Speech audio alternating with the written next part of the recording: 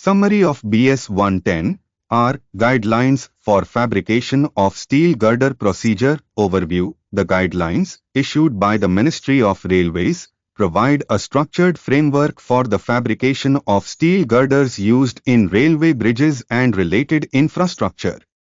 It emphasizes ensuring safety, quality, and compliance with Indian Railway Standards (IRS) during fabrication. 1. Quality Assurance Plan (QAP) Purpose. The QAP outlines the step-by-step process of inspection, testing, and quality control throughout the fabrication life cycle. Components, project details and contract reference, material specifications and drawing references, stage-wise process flow from raw material inspection to trial assembly, roles of the fabricator, railway authorities, and RDSO, research, designs and standards organization, approval. QAP must be approved by RDSO for welded girders. Engineers must ensure all processes strictly follow the QAP with no deviations. 2. Welding procedures. Welding procedure specification sheet. WPSS specifies welding processes, joint types, consumable quality, welding parameters, and test methods. Approval is required from RDSO, and WPSS should be signed by both fabricator and railway officials. Welding Procedure Qualification Records, WPQR. This document certifies welders' qualifications. It contains the welder's details, tests conducted, and approval status. Only certified welders may perform. Welding Consumable Records. A detailed log of welding electrodes, fluxes, and other consumables must be maintained, referencing approved sources. 3. Raw material inspection, material testing. All steel plates, sections, and consumables must be visually inspected and tested for mechanical properties, chemical composition, and ultrasonic integrity.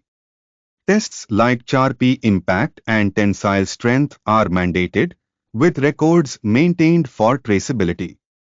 Certification. Fabricators must have valid material test certificates signed by authorized railway representatives and independent labs.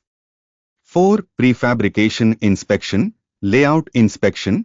Engineers must ensure template floors are level and measurements are accurate using calibrated tapes.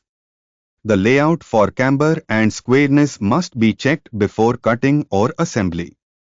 Jigs and fixtures. Inspection of jigs, master plates, and fixtures ensures dimensional accuracy. Regular maintenance prevents errors due to wear and tear. 5. Fabrication process, tack welding. Key checks include perpendicularity of flanges to the web and maintaining consistent contact.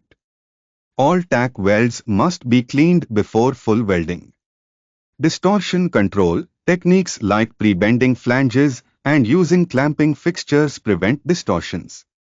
A sequence of welding as per WPSS must be followed. Radiographic and NDT, but welds undergo radiographic testing, while fillet welds are checked using dye penetrant and ultrasonic tests. 6. Trial assembly purpose.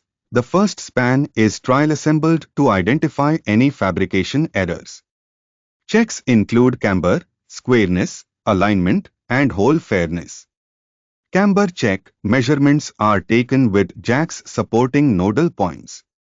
Residual camber is measured after releasing the supports. Dimensional inspections. Overall length, bearing centers, height, and verticality are inspected. 7. Post-fabrication, surface treatment.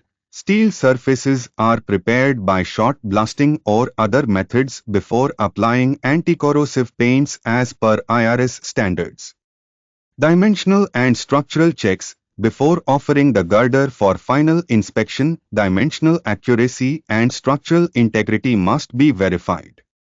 8. Inspection authorities, RDSO, responsible for approving WPSS, WPQR, and inspecting critical welding stages, structural components, and trial assemblies.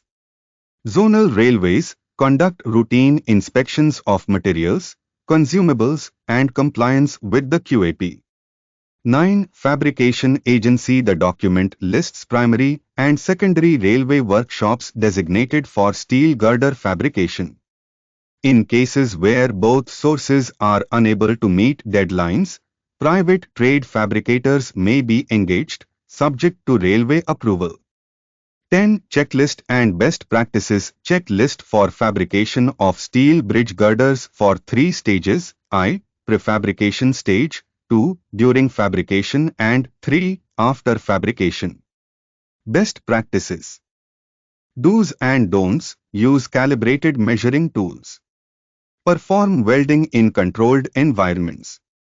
Avoid using defective materials or unapproved jigs. Prevent distortion by adhering to welding sequences. Conclusion. The guidelines provide a detailed roadmap for ensuring quality and safety in the fabrication of steel girders. By adhering to these protocols, engineers can avoid structural failures, ensure longevity, and meet regulatory standards.